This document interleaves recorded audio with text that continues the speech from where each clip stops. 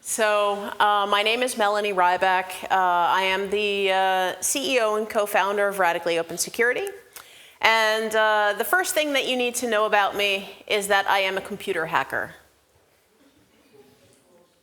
I'm serious. That's what I do for a living. I have a company where people, governments, corporations pay us to break in to their computer systems. We tell them how we do it, and then we give them recommendations for how to fix it. So it's a really fun job.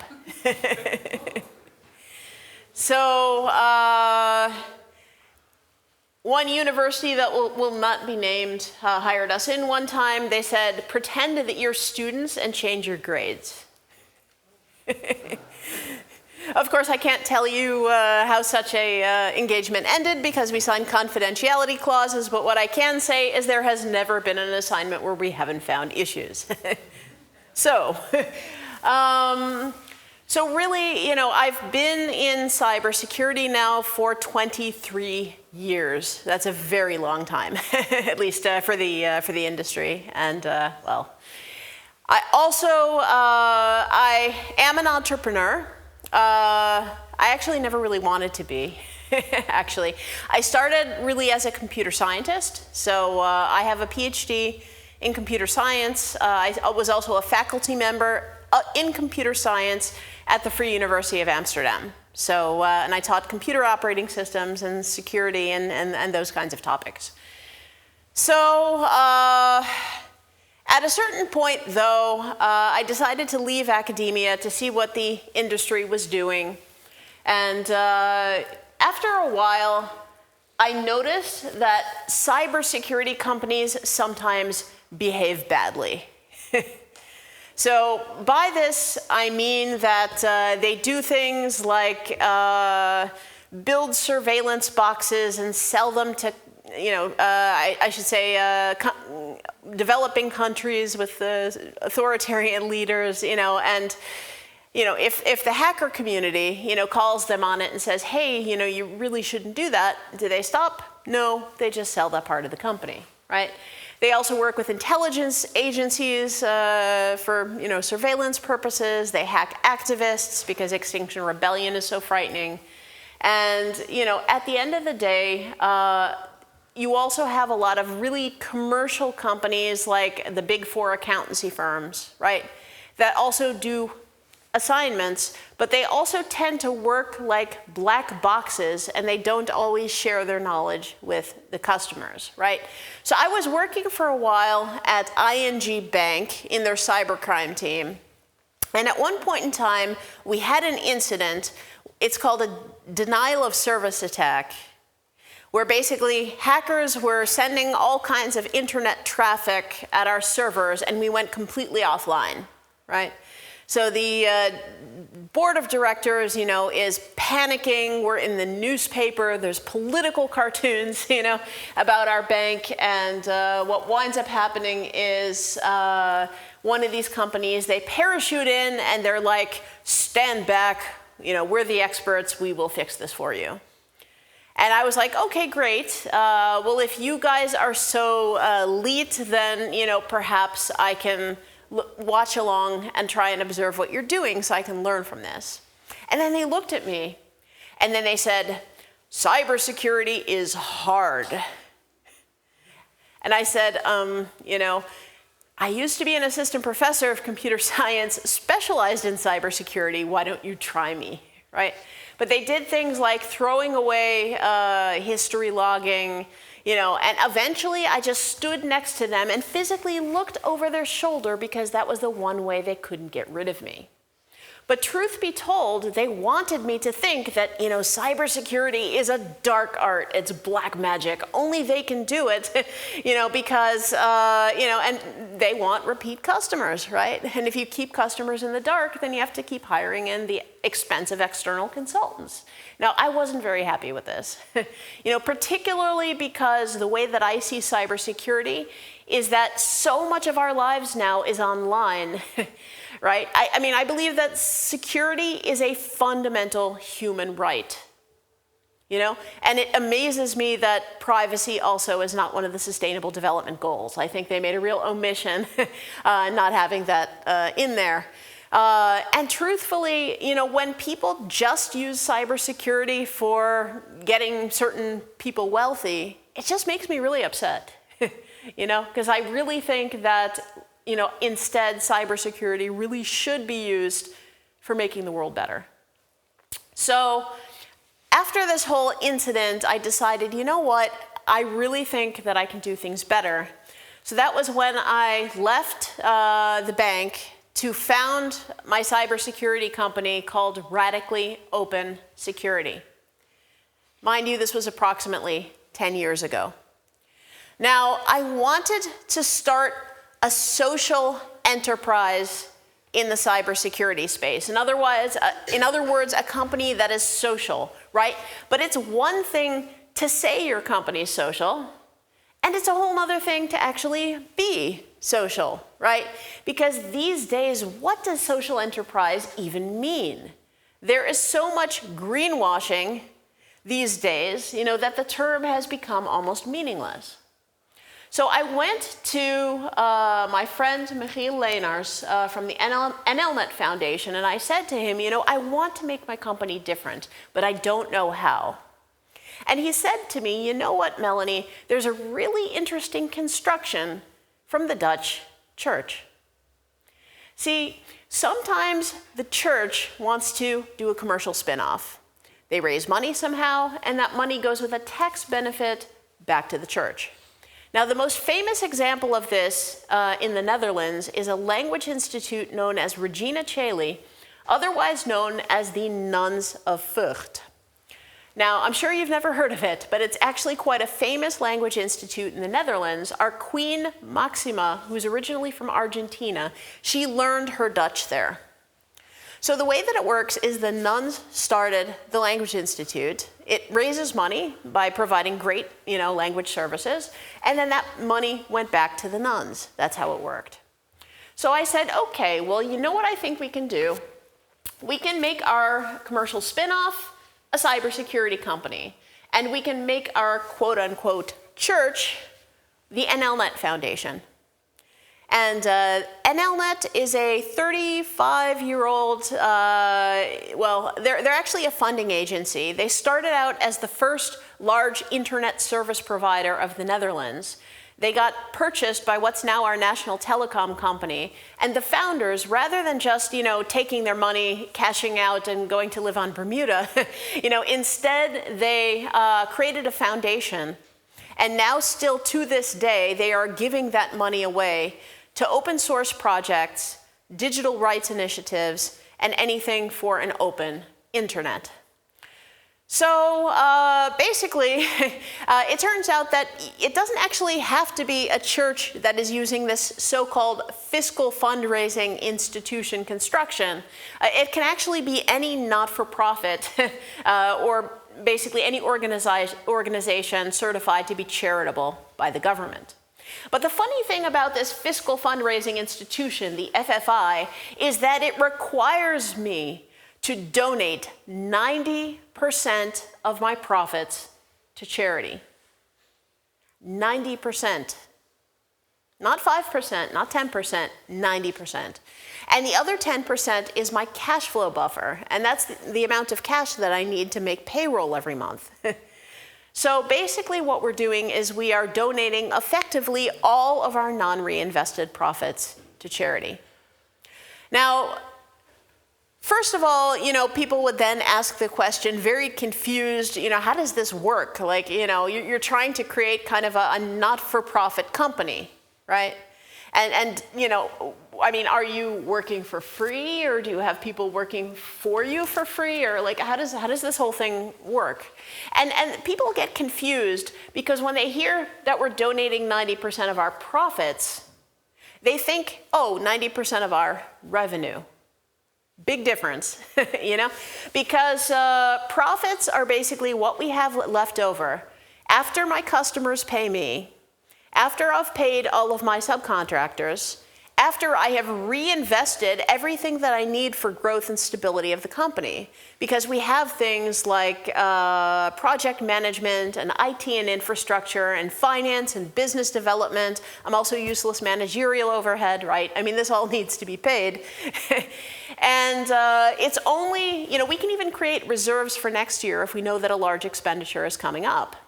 It's only then that we calculate the profits. And that's basically the cash that we don't need. And that is otherwise cash that would usually be dividended out to shareholders. So the other thing that I did with my company that was pretty unusual is that I also decided that I was going to sell my company for €1 to a foundation. Worst sale ever. But really, why would I do this? I did this precisely because I wanted to ensure that my company would never be sold. Why would I do this? Well, I did this because I believe that, cashing out, selling your company, this is one of the main ways that, let's say, the privileged few can extract wealth out of companies. And this affects the incentives, really, of how, they're running the company. Because if shareholders know that they're going to get excessively wealthy off of the company, then what they're going to do is they will externalize their costs onto society and onto the environment. So what winds up happening is that society and the environment winds up paying, a bunch of costs and, just for the benefit of the shareholders. And really what I was trying to do is I was trying to apply, systems thinking to my company in saying, if we can realign financial incentives, then I believe that we can organically, emergently influence the behavior of the company. Because after all, if no one is going to ever get excessively wealthy off of this company, then the only purpose for being that is left over is positive impact. Because if it's not for impact, then what's the point, right?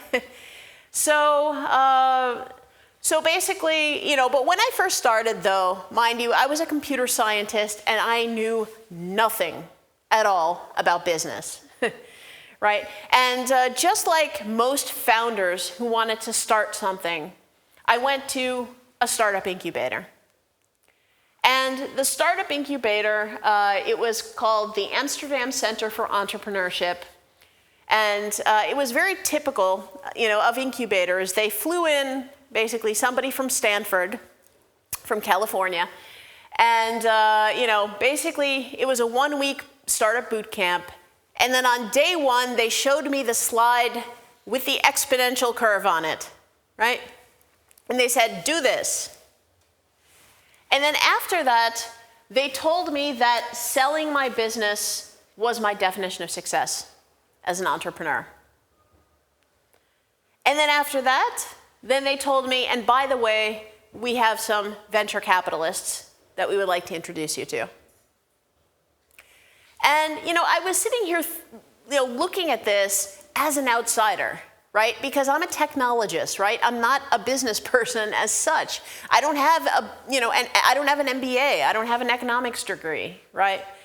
So at first, when I went into this environment, I thought, this doesn't make sense to me. Right?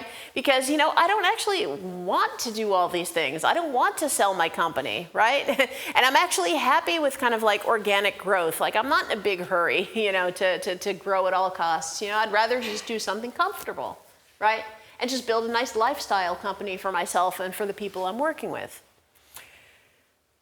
After about 4 or 5 years of running the company, suddenly I started, learning how business and entrepreneurship worked. And that was actually when I realized that, no, wait a minute, this does make sense, but just not for me.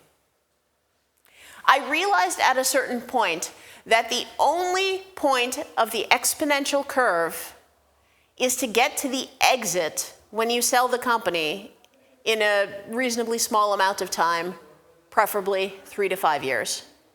Right? Otherwise, exponentiality, just mathematically speaking, it doesn't even make sense. because after a certain point, you can't even keep it up for so long, right? So this is when I started running into the work of what some call the new economists.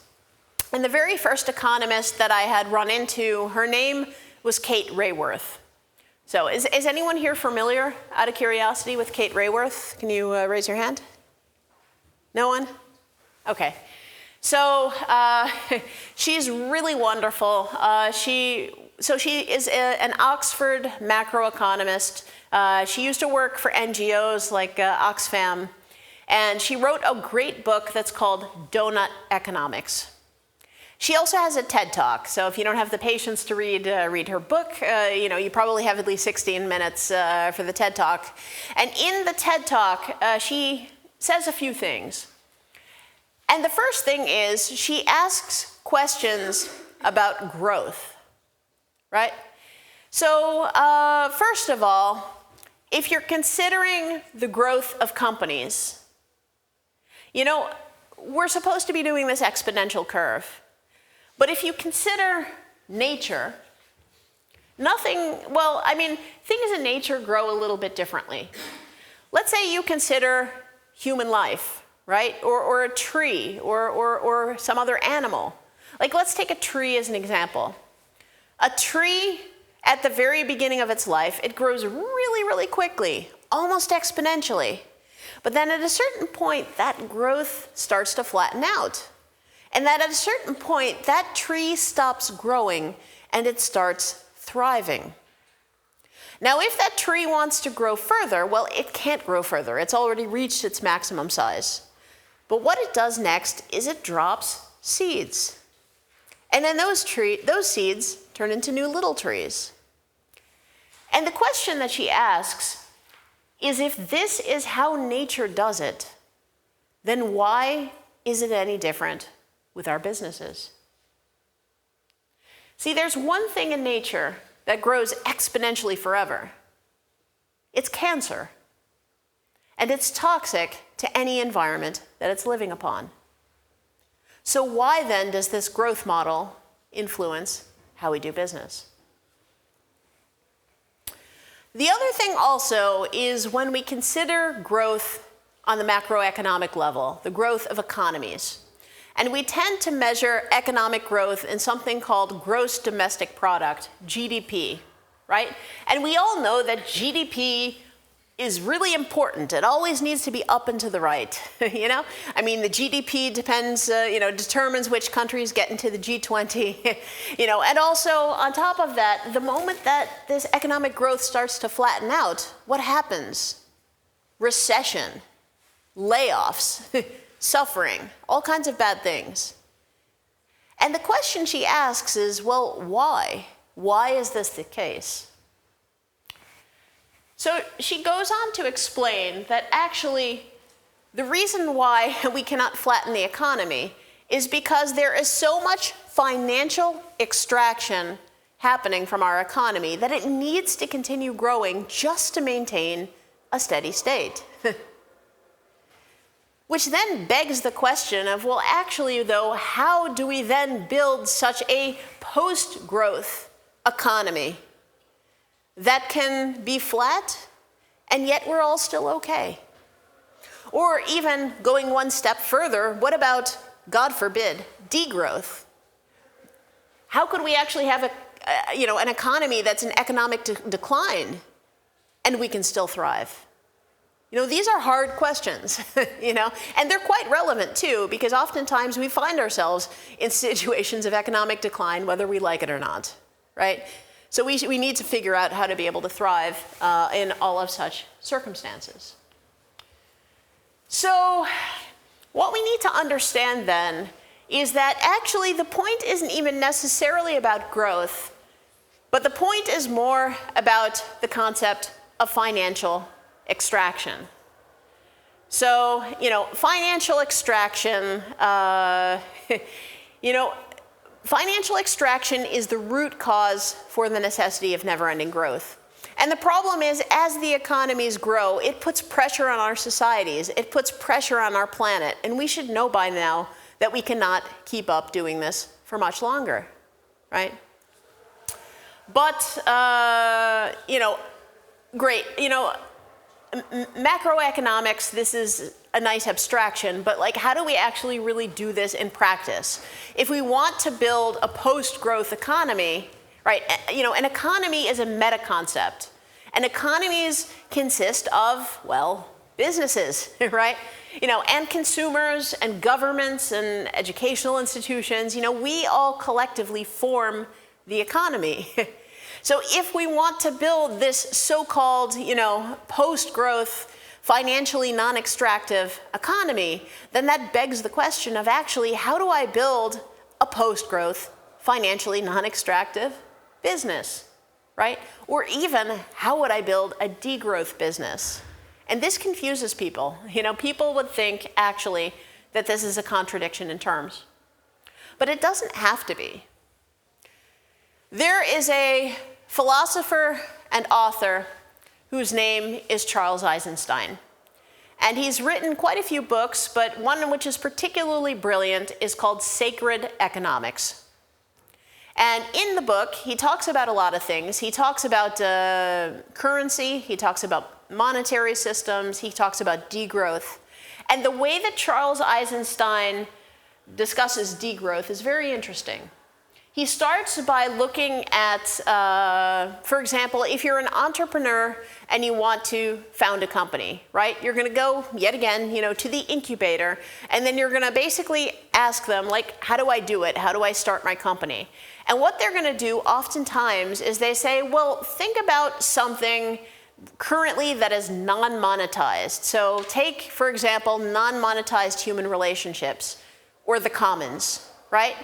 And then basically build some kind of a platform, like a platform organization, where you can basically somehow be able to wedge yourself as a kind of man in the middle, and then find, a value proposition and a business model to be able to monetize this, streamline the transaction, preferably using some kind of IT and automation, and there you go. There's your business model, right? And this is what we call innovation. Right? And this, of course, gives us all kinds of businesses, like Airbnb and, Uber and, all of these kinds of businesses. However, we need to also ask the question, is this necessarily leading us in the direction that we really want to go? See, the way then that Charles Eisenstein looks at degrowth is he says, well, I wonder if we can do exactly the opposite. Can we use business to be able to take the monetized economy and be able to convert it back into non-monetized human relationships and the commons? Isn't that cool, right? So, this is actually my favorite definition of degrowth. And it's also really quite concrete, and it also really gets you to understand what a degrowth business might look like, right? It's sort of similar to how, with my own cybersecurity company, Radically Open Security, what we're doing is I have put a non-commercial, not-for-profit business onto the commercial market. And we basically, just like every business, are competing for market share, right? And the funny thing is, after 10 years, I have roughly 50 people in my company now.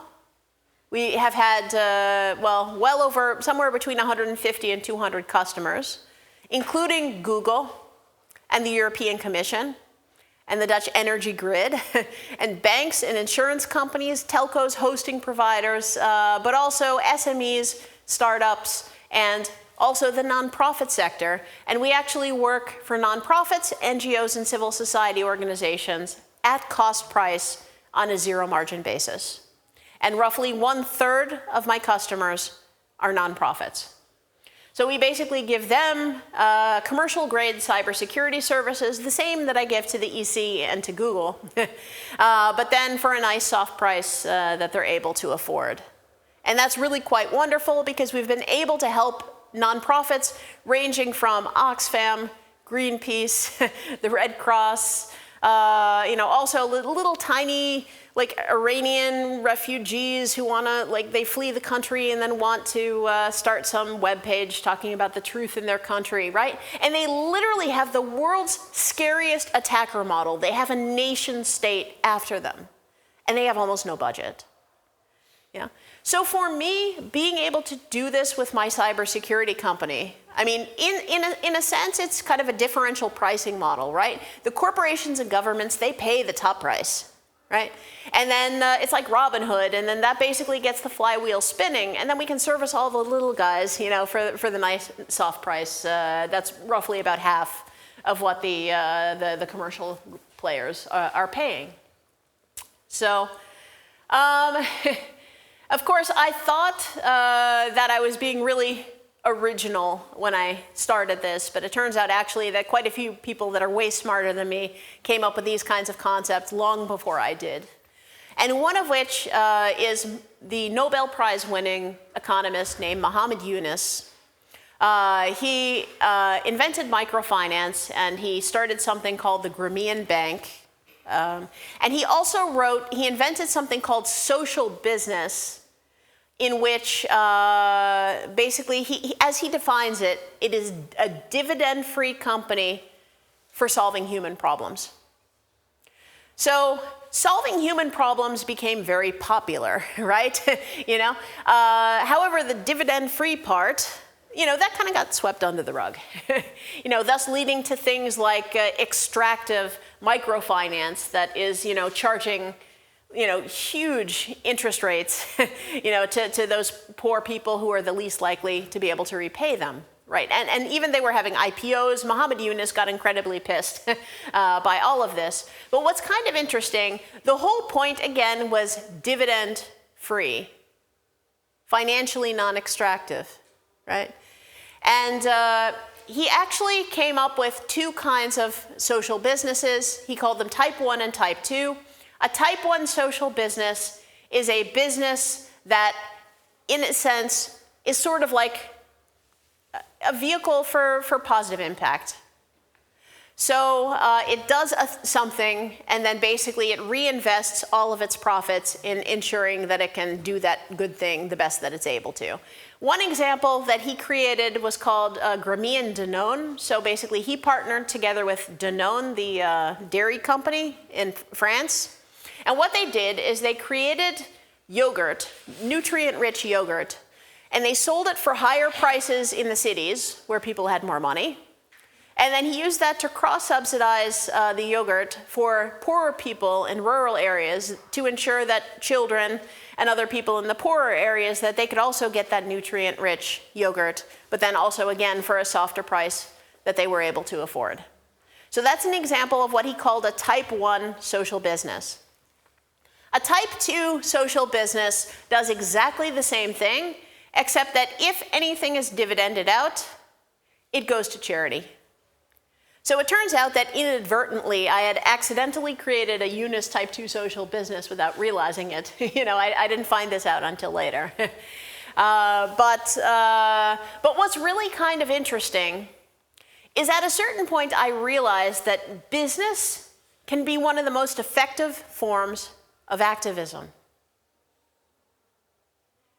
Business can be a mixed media for art. Business can be a vehicle for your spirituality. And business can be a means of creative expression. But we are not generally taught in business school or in startup incubators to think about business in this way. For me, with radically open security, the fact that we can help, these 30% roughly of our customers who are not-for-profits for a soft price, this is part of my personal activism. The other thing also is with these donations, I told you that we have donated 90% of our profits to the NLNet Foundation. Actually, this upcoming Tuesday just so happens to be the 10-year anniversary of my company. It just so happens that we're going to be here celebrating our 10-year anniversary here in Split. I'm actually bringing 30 people. Not everyone can come, but I'm flying 30 people into Split, and we're going to have a really nice week, hopefully. On top of that, we're celebrating our newest donation that brings us up to a total amount of 1 million euros that we've donated to NLNet. Not bad. So I'm really happy about this. So basically it really shows how if you can sort of be a little bit loose, and not have to follow everybody's expectations, what you can do with business if you want to. However, that being said, of course I have made some sacrifices in all of this. In giving away my company, for €1, right? I mean, it does mean that I'm not going to be able to sell the company. And I'm probably the only CEO of a cybersecurity company of our size and of our maturity who hasn't sold the company. And all of my colleague CEOs, I read the trade press, they're pretty wealthy after they've sold the companies. And yet, what oftentimes happens is when those companies are sold, they're bought usually by a larger corporation. Every time a company is sold, it damages the company because whoever acquires it, I can give you an example. So in cybersecurity, most of the time when our companies are acquired, it's because cybersecurity staff is difficult to hire, because there's a talent shortage. So we're basically what you would call attractive acqui-hires.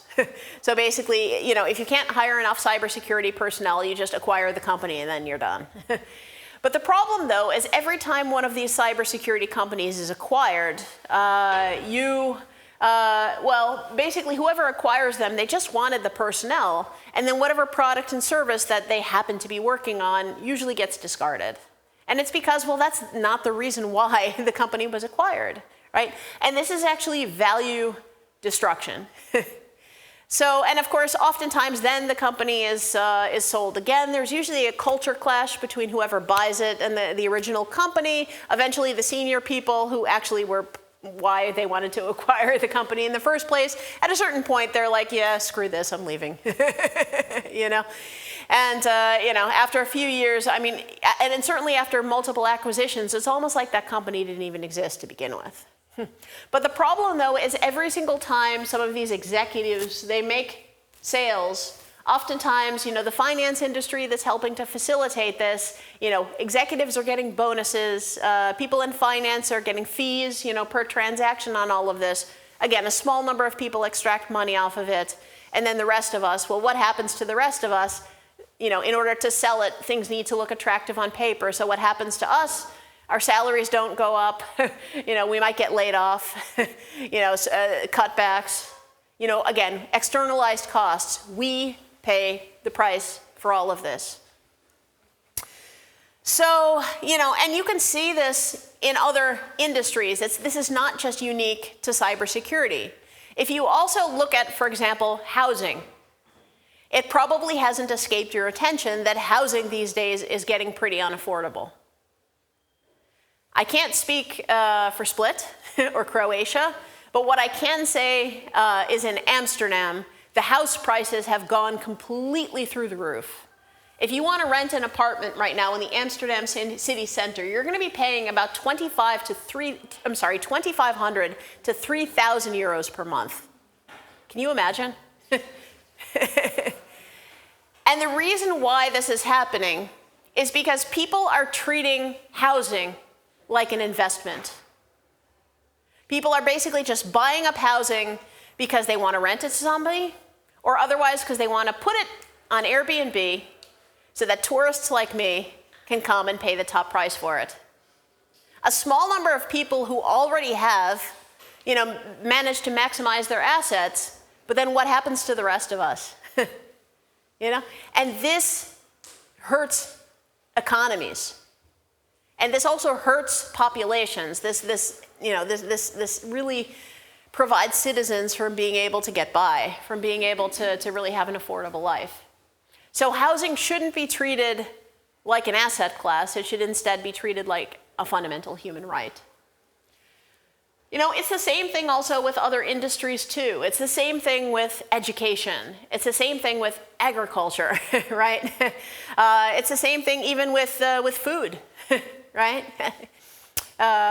So really then the question becomes, how can we start not-for-profit companies in each of these areas, you know, that actually can focus on reinvesting value, you know, into the company as a vehicle for impact and also back into local communities, as opposed to extracting that value for a small number of shareholders. So I mentioned business as a form of activism, right? Now also let's talk about business as a mixed media for art. Now it's quite funny because if you speak with artists, and I would say think about business as a mixed media for art, the first thing that's going to happen is they're going to get upset at me. And they're actually going to find this entire idea really offensive. Because they're going to say, business is evil, like not going there, right? But what I actually would say to them is, look, take that tension that you feel about, you know, not wanting to use business as art and make art out of that tension. Because the funny part is, I mean, you can, you know, basically use anything. I mean, you can and the funny thing is artists, in a way, are also the quintessential entrepreneurs. And they oftentimes also don't get the startup incubation that they need. It's really ironic because techies and business people, and scientists, we tend to get incubation for free. Most of the time paid for by the government. Whereas artists, you know, if they want any kind of business advice or, you know, or coaching or mentoring, they have to pay for it themselves. And on top of that, the whole culture, in a way, you know, if they start to get too financially successful, their friends start thinking, oh, you've sold out. And they literally sometimes get pushed out of their friend groups. And how ironic that is. And then you know, the rest of us start complaining that, oh, those artists, they're so lazy, they don't want to work, they just want to get subsidy. I mean, come on. The problem is that the moment that they do want to start a business, if they did have any cultural subsidies, they're at risk of losing them. You know? So, you know, we need to, and the other thing also is that if you mix creatives and rationalists, the rationalists have the tools that the creatives need, you know, to really be able to help them ply their trade. And also the artists, they can help us rationalists to remember why we're doing all of this in the first place, right? And, you know, as a computer scientist, oftentimes, you know, what we think is, oh, I want to write beautiful code, right? You know, or I want to build a nice shiny piece of technology.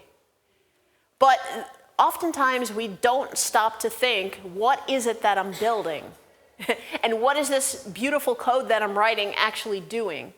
You know, and I've also, as a former computer science, you know, assistant professor, you know, many of my students, when they graduate, what is their dream? They want to go work for Google or Meta or Amazon or, you know, Netflix or whoever, right?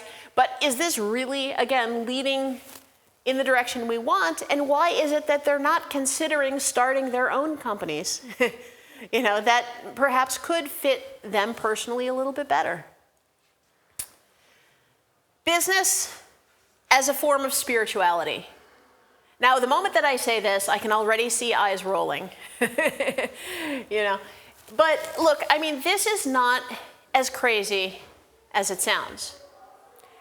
If you come back to the concept of financial extraction, it turns out that this concept, it's actually called usury.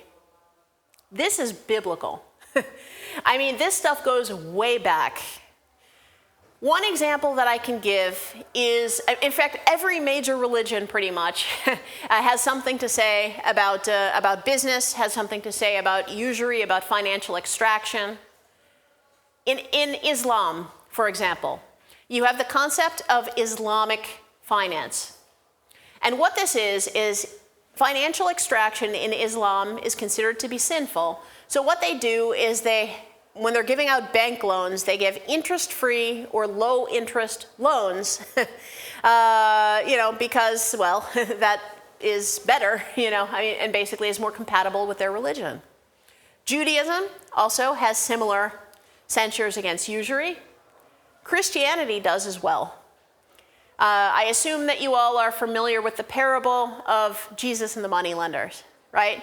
And how Jesus got, really pissed because the moneylenders were essentially, using money to breed more money, right? And they were using this basically, the love of money, the root of all evil. They were basically doing this in the temple district, and he basically tossed them out, right? On top of that, it's coming from all kinds of other places. Another example is, of course, Pope Francis, and the wonderful vision that he also has, and the encyclical that he wrote, Laudato Si, where he was also talking about, building, also this economy of Francesco, and again, also trying to build this economy and hopefully also to run businesses in line with our ideals. So, and the last one also is business as a vehicle for your spirituality. I'm sorry, business as a form of creative expression. This one also, if you just need to think about it, if you consider business and entrepreneurship, it's kind of like thinking about it as being your own personal hero's journey, right? And you're kind of, in a way, it's like if somebody were writing a theater play, right, about you and about your life, and as opposed to just talking and telling people about what you were doing, instead you were writing that story with your actions. What kind of a story would it be, right? Would it be a tale of greed and drama, or would it be instead, an inspiring and hopeful story? This is up to us, right? On top of that, what's really great about entrepreneurship is that it's completely full of creativity. And again, sort of coming back to like business and art, it turns out that there's a lot of synchronicity in business as well. A lot of just, it seems like coincidence, right? I mean, our first customer is always our neighbors, uncles, cousins, whatever, and, really it's just people want to start a business, but they have no idea what kind of business that they're going to start. And they always say, well, I would like to start something, but I need an idea, right? And then they just sort of expect that if they wait long enough, at a certain point, some burning bush is going to talk to them and say, thou shalt do this, like thou shalt start this startup. It doesn't work like that, But instead, what you can do is you can just take a moment and pause and be quiet and listen. And once you create that space, then what's going to happen is at a certain point, you might find that there's something in your life that you're curious about. So, to give you an example, I like to tell the story from the book Big Magic by Elizabeth Gilbert. And she tells the most beautiful story about her creative journey in writing her book called The Signature of All Things. And what she did is one day, she just, she had a quiet moment and she got curious about gardening. So she had a little plot of land behind her house and she decided, I'm just going to go and plant some flowers. So she planted the flowers, and then at a certain point, after growing the flowers for a while, she started getting curious about the history of the flowers. So she started studying the history of the flowers, and then it turned out that actually there was a really quite fascinating history about them. And these flowers were cultivated in a couple different parts of the world, and then she decided, Liz Gilbert is a book author, right? She actually went and visited those different parts of the world, and she also found out that at that time, it turns out that the people who were growing those kinds of flowers, that there was a whole struggle also, kind of like a feminist struggle. And she actually wound up writing this book, The Signature of All Things, where the protagonist was basically a female botanist who was producing this kind of flour in one of the places, that she'd visited, on her road trip while she was following all of this around. And the funny thing is, creativity is like a scavenger hunt, And in a way, it's also kind of like skipping stones or like, crossing a lake with like lily pads, right? Or, another way you can look at it is like walking in the mist. Because as you're walking through that mist, you can really only see, it's thick fog, you can only see 1 or 2 steps in front of you. But the thing is, as you take a couple steps, you can still, again, see 1 or 2 steps then ahead of you. And that's how it works with creativity, and that's also how it works with entrepreneurship.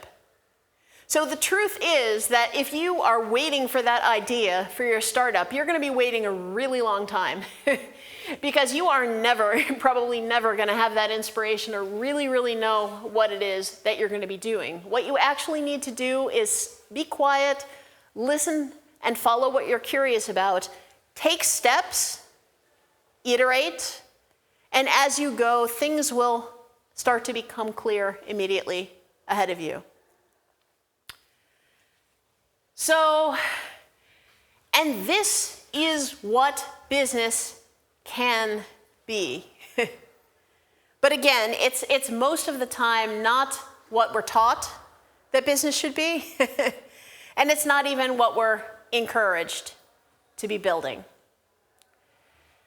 So another thing that we need to think about also is some of the more technical means of, okay, great, financial non-extractive companies, sounds awesome, but how do you actually do it, right?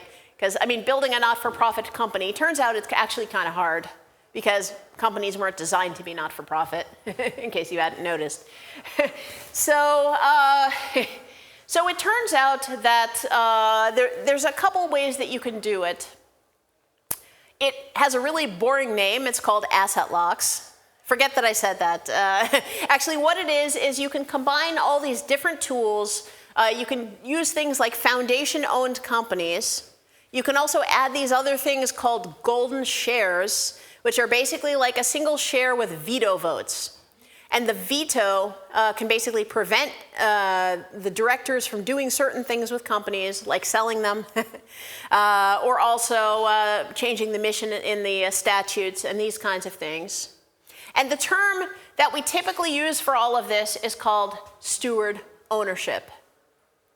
Now, there's different variants of steward ownership. There's variants with stronger asset locks, and there's also versions with weaker asset locks. And the weaker asset locks are for people who think that they need investment. But I'm actually most interested in the versions with stronger asset locks. And the reason why I care so much about asset locks is because locking the value inside the company is really what you need to be able to thoroughly realign those incentives. And I mentioned earlier that I'm doing this to try and take a systems thinking approach to business. Now, systems thinking is actually a very interesting topic. And, the mother of systems thinking is Donella Meadows. She wrote a really wonderful book called Thinking in Systems. And it turns out that she was also one of the initial authors on the Limits to Growth report. That was a joint collaboration between MIT and the Club of Rome a little over 50 years ago. And they were actually it was a computer simulation that actually looked to see our growth trajectories. And they basically said, they put us on the so-called business as usual path and basically said, we need to get on a different path or we're going to start using up our natural resources. So it turns out for the 50th anniversary, they did an update of this report, and it turns out we're still on the business as usual path. But the point, though, with systems thinking is that systems thinking is a way of trying to fix problems. So let's say that I go for a walk in the park, and I'm walking through the park near my house, and then I see that there's a piece of garbage on the ground. So I bend over, I pick up the piece of trash, and I want to throw it out, and then I notice that, hey, there's no garbage bins. So then I say, okay, well, that's the problem, you know, and then I go and I petition the city because we need garbage bins in the park. All right, fine. So I petition the city, now I've got the garbage bin. I come back a month later and I see another piece of trash on the ground and I think, okay, I pick it up, I walk to the garbage bin and it's overflowing. And then I think, that didn't solve the problem. So then instead, what I do, it's like peeling back the layers of the onion. You know, that I then think, well, where is all of this, where's all the packaging coming from in the first place, right? And then I start looking at the manufacturing supply chain. Now this is systems thinking, because oftentimes it's very attractive for us when we want to solve problems, particularly environmental and social problems, that we go after the symptoms, right? But the problem, though, is what we actually need to do is peel back that onion and try looking for the root cause. You know, and it's kind of like in the trilogy of ESG, environmental, social, and governance. You know, the E for environment is very popular. I mean, in part because people have climate anxiety, you know, also because things like carbon emissions, they're kind of easy to measure. We sort of understand it. It's tangible, right? So the E is popular. The S for society, it's a bit more fuzzy. It's still popular because, well, we don't like economic inequality, but like, how do you measure things like racism or, you know, I mean, it's harder to measure, you know, but it's still sort of popular. Now the G for governance is the orphan child. It is the dust swept under the rug. But the problem, though, is that the E and the S are symptoms, and the G is the root cause. In Dutch, we have a beautiful phrase for this. In Dutch, it's called dweilen met de kraan open. In English, that translates to mopping with the faucet open. So what winds up happening is we are sitting here mopping the environmental and social problems, while it turns out that governance is the faucet. And what we actually need to do is we need to turn off that darn faucet. So, you know, but the problem, though, is that the G is very unpopular in a capacity because the E and the S, particularly the E, are much easier to greenwash with. And the G, I mean, the best we can seem to do with the G is, you know, gee, I think I'll put more women on the board. And I mean, look, nothing against board diversity, right? I mean, sure, of course we need more women on the board and other minorities, but it needs to not end there. We need to look at financial extraction, you know, things like, you know, the board, you know, the compensation for executives and board members, you know, and merger and acquisition activity and all kinds of other ways of extracting value from the company. That's actually the G that is really influencing things. But very few people, you know, pay attention to this. So, and this is also in part why a very large outcry against ESG investment has risen up in the United States. You know, to a large part because of all kinds of claims of greenwashing, which, to be quite frank, are true. And in that sense, it is sort of an open secret within the investment and finance industry about the greenwashing. The sustainable fund managers, of course they know it's there, you know, and they'll talk about it amongst themselves. I mean, they certainly can't put it in the marketing literature. And some of them, though, they are good people. They go into ESG investing precisely because they want to build something better, you know, because they don't want to be in the commercial finance industry because it's too toxic. But the problem is they don't know how to fix it. Now, the way that you can fix sustainable finance is, again, coming back to the same thing, eliminate the financial extraction. And how exactly would you do this? What does financial extraction look like in the finance industry? Well, first of all, you can use, again, steward ownership kinds of constructions in finance. You can use foundation ownership in golden shares, And the other thing with investment funds is fees are the way that cash leak out of investment funds. So you can basically take, there's something typically called the 220, 2% asset under management fee, 20% carried interest. And I can explain to you what these things mean.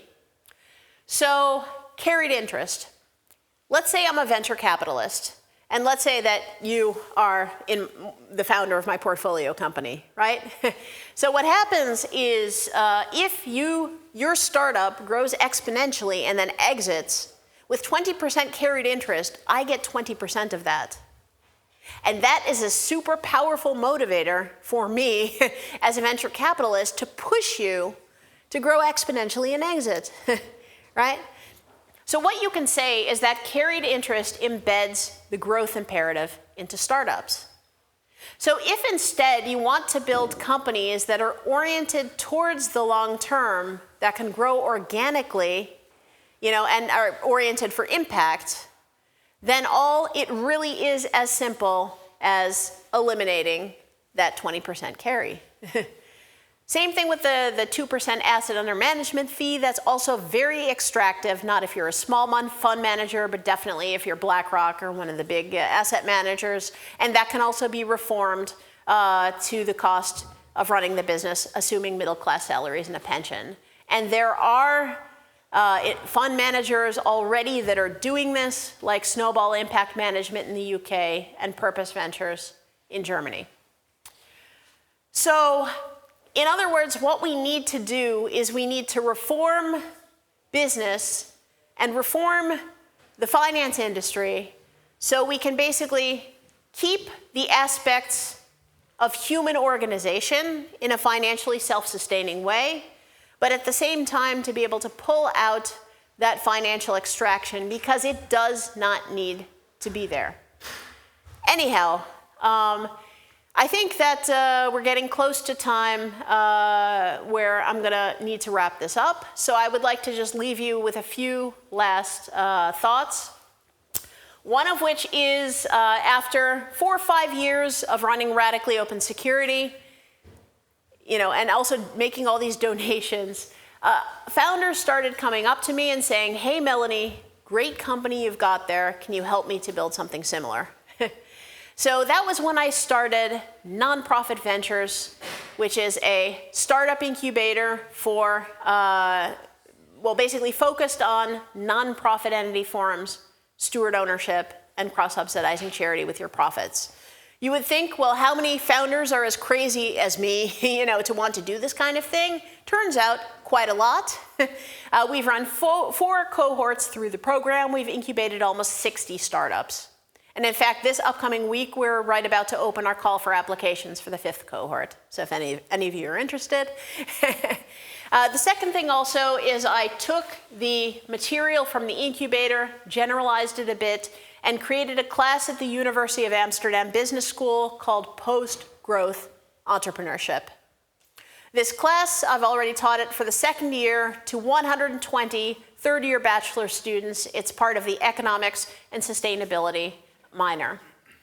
So, and it turns out actually a 2nd business school has already adopted the course. The Autonomous University of Barcelona also enlisted my help with teaching a degrowth entrepreneurship 2-course module as well. So, which business school is next? Maybe University of Split? But look, but the point here is that, it all starts with having the discussion.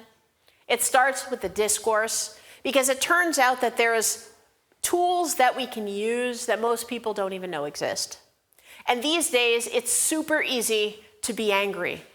It's super easy, to blame other people, to hate each other, to get polarized, to get divisive.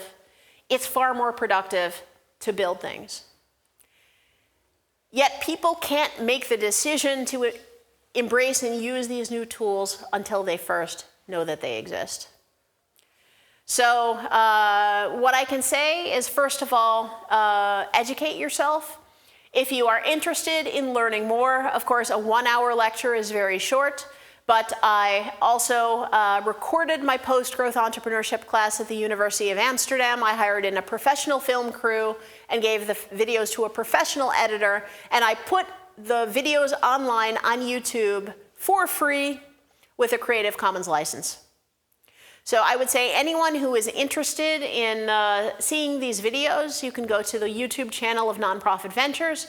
I would also encourage you to connect with me on LinkedIn. My name is Melanie Reiback, and you can also, it's pinned to the top of my LinkedIn feed, but also I'm constantly putting out new videos, new content. All of it is open source and available for free.